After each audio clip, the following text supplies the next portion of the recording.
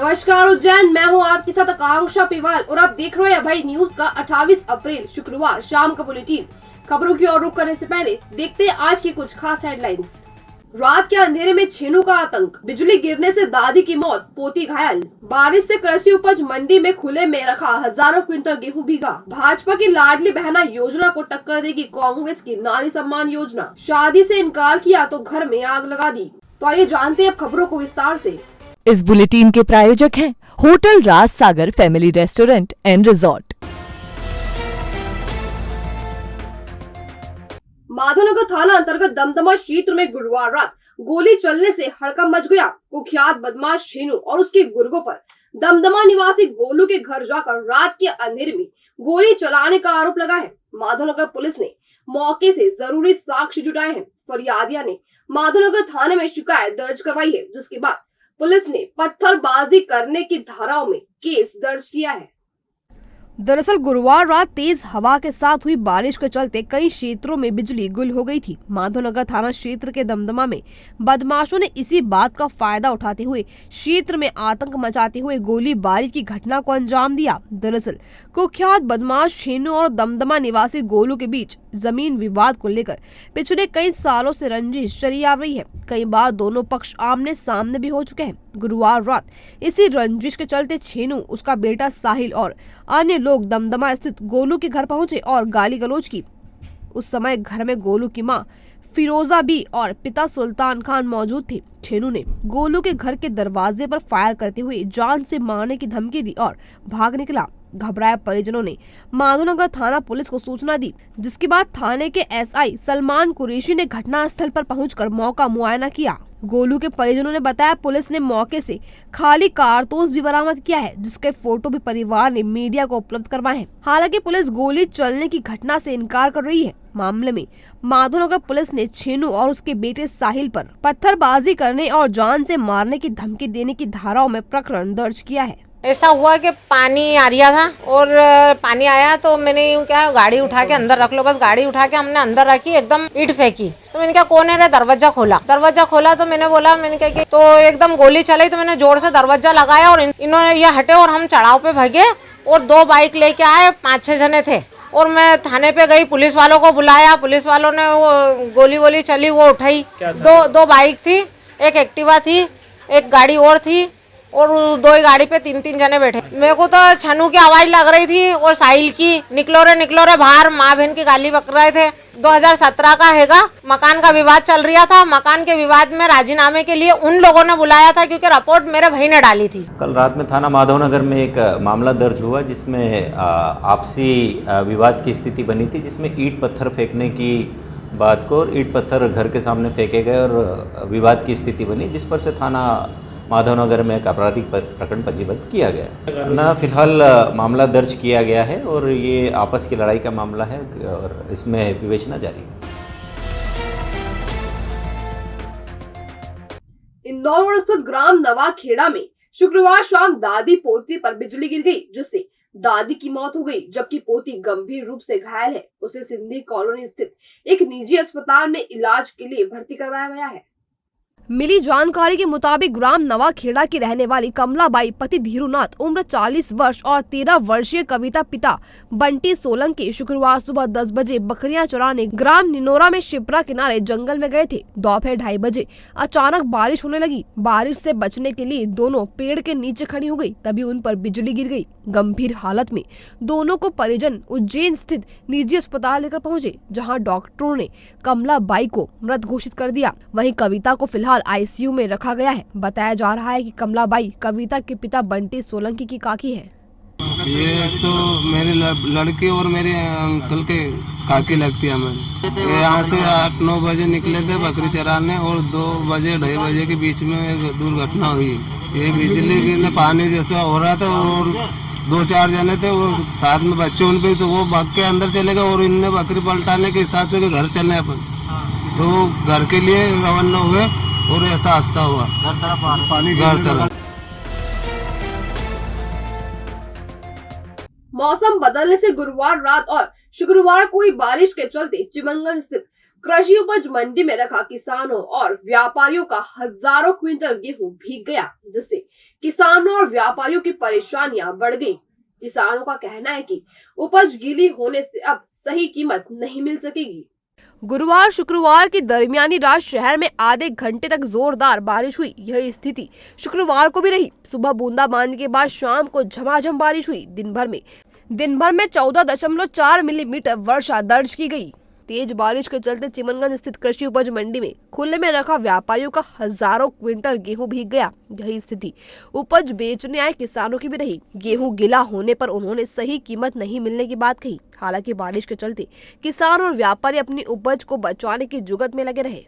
ये हमारी ट्राली रोक दी इन्होंने और इनकी जवाबदारी पे ही हमने वो ट्राली वहाँ पे कांटे पे खड़ी करी थी। इन्हें ये व्यापारियों ने बोला था, बोले कि तुम्हारा माल तुलवाएंगे, लेकिन इन्होंने माल नहीं तुलवाया और गाड़ी वहीं पे खड़ी रही। तो क्या हुआ गाड़ी में? ये खाली नहीं करवा रहा है अब हमारी ट्राली। पल्ली थोड़ी बहुत फटी थी, पानी निकल गया उसमें। पल्ली से गीला हो गया ऊपर तो ये बोले नहीं कि हम माल खाली नहीं करवाएंगे। असल क्या सारी ट्रालियाँ गीली हो गई, पूरी तरह से गीले हो गए। नुकसान भी बहुत हुआ कि ये व्यापारियों ने आधी ट्रालियाँ खाली करवा रहे, जो गीला माल है वो अलग ले जा रहे हैं, घर ले जाओ बोले वापस। लगभग 25% नुकसान हो चुका है आज का। किसानों का भी गेहूं काफ़ी ख़राब हुआ है। यहाँ पे जो छोटा कांटा जो कराते हैं मंडी में, वो छोटे कांटे की लाइन रहती है, कम से कम काफ़ी लंबी लाइनें रहती है। और ट्रालियाँ किसानों की वहाँ पे खड़ी थी, किसी के पास में त्रिपाल रहती है, किसी के पास में नहीं रहती है। वो सारा पानी उसके अंदर चले गया है। व्यापारियों का माल जो रखा हुआ था उसमें भी पूरा पानी बह के आया और वो उनके पूरे जो ढेर कर रखे थे उसमें वो पानी पूरा चले गया। वो नुकसान अब ऐसे तो अनुमान तो क्या लगा सकते हैं, लेकिन हाँ, हजारों कुंटल गेहूँ खराब हुआ है। मध्य प्रदेश की शिवराज सरकार की लाडली बहना योजना आगामी विधानसभा चुनाव को देखते हुए अहम मानी जा रही है, लेकिन अब इस योजना को टक्कर देने के लिए कांग्रेस नारी सम्मान योजना ला रही है। कांग्रेस की इस योजना में महिलाओं को हर माह 1500 रुपए की राशि दी जाएगी। दरअसल मध्य प्रदेश में विधानसभा चुनाव नजदीक है। ऐसे में बीजेपी और कांग्रेस दोनों प्रमुख पार्टियां खुलकर मैदान में आ चुकी हैं। एक और मध्य प्रदेश की शिवराज सरकार महिलाओं के लिए लाडली बहना योजना लेकर आई है और नित नई घोषणाएं कर रही है। वहीं अपने अस्तित्व को लेकर संघर्ष कर रही कांग्रेस भी फिर से सत्ता में काबिज होने के लिए नारी सम्मान योजना लेकर आई है। शहर कांग्रेस कमेटी के अध्यक्ष रवि भदौरिया ने बताया कि 9 मई को छिंदवाड़ा में पूर्व सीएम कमलनाथ इस योजना का शुभारंभ करेंगे। इसके बाद इसे प्रदेश भर में लागू किया जाएगा। योजना के तहत 1500 रुपए महिलाओं के खाते में आएंगे। फिलहाल इसकी तैयारियां की जा रही है। कांग्रेस पार्टी द्वारा भी नारी सम्मान योजना निकाली गई है। मध्य प्रदेश कांग्रेस कमेटी के सम्मानित अध्यक्ष माननीय कमलनाथ जी ने इस योजना को निकाला है और विधिवत तौर पर 9 तारीख को छिंदवाड़ा से पूर्व मुख्यमंत्री माननीय कमलनाथ जी इस नारी सम्मान योजना का शुभारंभ करेंगे। उसके बाद पूरे प्रदेश के अंदर सारे जिलाध्यक्ष नारी सम्मान योजना का विधिवत शुभारंभ करेंगे। लाडली लक्ष्मी योजना शिवराज सिंह चौहान ने जो निकाली है वो जानबूझ के निकाली है। चुनाव आने वाले हैं, अभी नवंबर में चुनाव है, उसके पहले अभी आज अप्रैल चल रहा है, मई जून जुलाई 3 महीने बाद 3-4 महीने में आचार संहिता लग जाएगी। ये कौन सा देंगे उनको? कौन लाडली लक्ष्मी योजना कितने दिन पैसा दे पाएंगे? लेकिन कमलनाथ जी ने तो 1500 रुपये नारी सम्मान योजना में रखे हैं, जो कि साल के 18,000 रुपये होते हैं। ये नारी सम्मान योजना के तहत महिलाओं को मिलेंगे। भविष्य की चिंता छोड़ो, पंडित गोविंद गुरु से नाता जोड़ो। ना कोई पैसा ना कोई फीस, बस लीजिए गुरु जी का आशीष। आज ही जाने अपनी हर समस्या का समाधान। संपर्क करें 9827030415 या 9302230415। हमारा पता 8 अलगदाम कॉलोनी, सावे रोड, उज्जैन।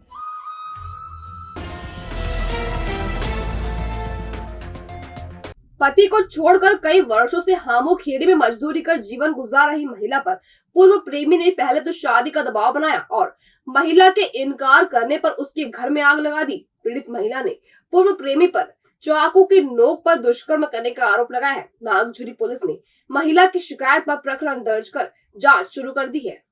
हामोखेड़ी स्थित गलचिया बस्ती में रहने वाली 30 वर्षीय महिला ने शुक्रवार दोपहर एसपी ऑफिस पहुंचकर अधिकारियों को आप बीती सुनाई।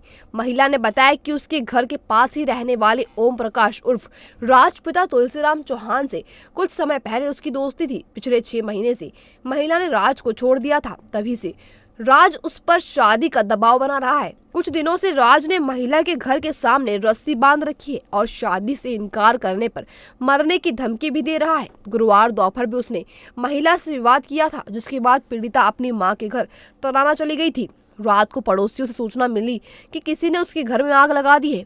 राज पर आगजनी करने का आरोप लगाती हुई महिला नागझिरी थाने में शिकायत करने पहुंची, लेकिन वहां उसकी सुनवाई नहीं हुई तो वह शुक्रवार को एसपी ऑफिस पहुंच गई और वरिष्ठ अधिकारियों को शिकायत की। मामले में एएसपी अभिषेक आनंद के निर्देश पर नागझिरी पुलिस ने आरोपी के खिलाफ प्रकरण दर्ज किया। पीड़िता ने बताया कि आगजनी में उसके घर का पूरा सामान जलकर खाक हो गया है। आरोपी कई बार चाकू की नोक पर उससे दुष्कर्म भी कर चुका है। बताया जाता है कि आरोपी नागझिरी थाने के पास चाय की दुकान चलाता है। राज नाम का लड़का है, छः महीने से परेशान कर रहा है। मैं 6 महीने से परेशान हो गई हूँ। उसने मेरे को चाकू टेक के मेरे साथ में बलात्कार भी किया।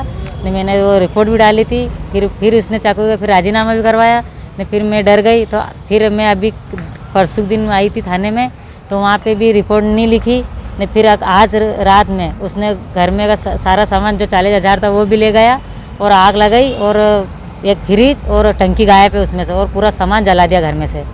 हाँ, कुछ भी नहीं बचा। छोरा छोरी के जो बच्चे में जो कापी किताब है, कोर्स वगैरह, आधार कार्ड है, जो भी डॉक्यूमेंट सब पूरे, कुछ भी नहीं है कुछ भी संपर्क, बस ऐसे मोहल्ले में रहता है। हाँ, मेरे को अकेले देख के वो बोले कोई नहीं है बोलने वाला, तो अधिकतर परेशान करता रहता है। वो नशा करता है, गांजा कुंवारा वो।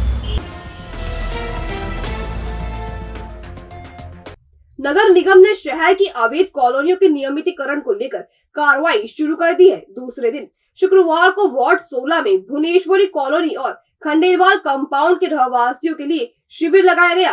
हालांकि प्रचार नहीं होने से कम लोग ही शिविर में पहुंचे। महापौर मुकेश टटवाल ने बताया कि मुख्यमंत्री शिवराज सिंह चौहान की महती योजना के तहत अवैध कॉलोनियों को वैध किया जा रहा है, जिसका शहरवासी ज्यादा से ज्यादा लाभ उठाएं। यदि किसी व्यक्ति ने पूर्व में नगर निगम में राशि जमा की तो उसकी रसीद लेकर शिविर में आए। इसके अलावा यदि कोई एक मुश्त राशि जमा नहीं कर सकता तो वे किश्तों में भी राशि जमा कर अपने मकान को वैध करवा सकते हैं। आज हमारे उत्तर विधानसभा में हमारे लोकप्रिय विधायक पूर्व मंत्री आदरणीय भारत जी जैन साहब, हमारे वार्ड के पार्षद श्री वासम जी और इन्हीं के वार्ड की जो 3 कॉलोनियाँ हैं उनका नियमितीकरण होना है, इसके लिए शिविर आयोजित किया गया है। मेरा आपके माध्यम से सारे शहरवासियों से अनुरोध है कि जिन जिन कॉलोनी का नियमितीकरण होना है, हमारे नगर पालिका निगम द्वारा वहाँ पर शिविर लगाए जा रहे हैं, तो शिविर में आकर के अपने मकान को वैध करवाएं। साथ ही अगर पूर्व में कोई राशि जमा की है तो उसकी रसीद भी लेकर के आएँ, तो उनकी रसीद के आधार पर उसके पैसे माइनस करके बाकी राशि आप जमा करा सकते हैं। साथ ही हमने एक सुविधा और दी है कि अगर कोई एक साथ पैसे जमा नहीं कर सकता है तो किस्त के आधार पर भी इस पैसे को राशि जमा करके अपने मकान को वैध कर सकते हैं। और अब खबरें दे दनादन। विक्रम विश्वविद्यालय में शुक्रवार दोपहर मध्य प्रदेश के उच्च शिक्षा मंत्री डॉक्टर मोहन यादव ने उत्तर पुस्तिका संग्रहण केंद्र का लोकार्पण किया। इस मौके पर कुलपति प्रोफेसर अखिलेश कुमार पांडे, कार्य परिषद सदस्य राजेश कुशवाहा, संजय नाहर, डॉक्टर विनोद यादव आदि मौजूद थे।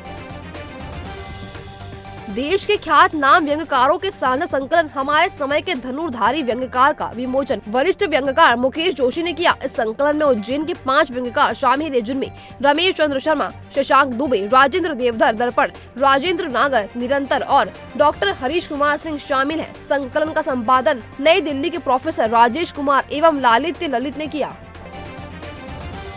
शासकीय उत्कृष्ट उच्चतर माध्यमिक विद्यालय में साइकिल वितरण कार्यक्रम का आयोजन किया गया। अतिथि मध्य प्रदेश के उच्च शिक्षा मंत्री डॉक्टर मोहन यादव एवं विधायक पारस जैन थे। अतिथियों ने पहले मां सरस्वती का पूजन किया, इसके बाद विद्यार्थियों को साइकिल वितरित की। नाबालिग को बहला फुसलाकर उसके साथ दुष्कर्म करने वाले आरोपी संदीप पिता कैलाश कुशवाहा निवासी एकता नगर को विशेष न्यायाधीश कीर्ति कश्यप ने 2 साल के सश्रम कारावास की सजा सुनाई है।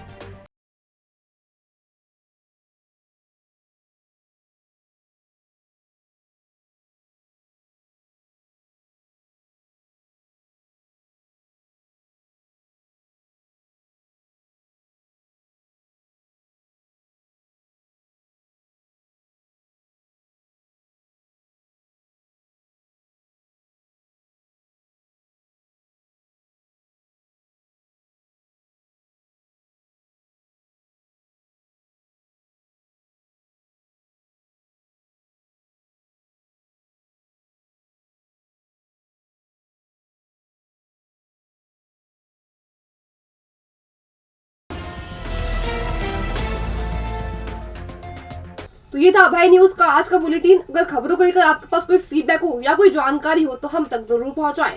फिर मुलाकात होगी नए बुलेटिन के साथ, तब तक के लिए नमस्कार।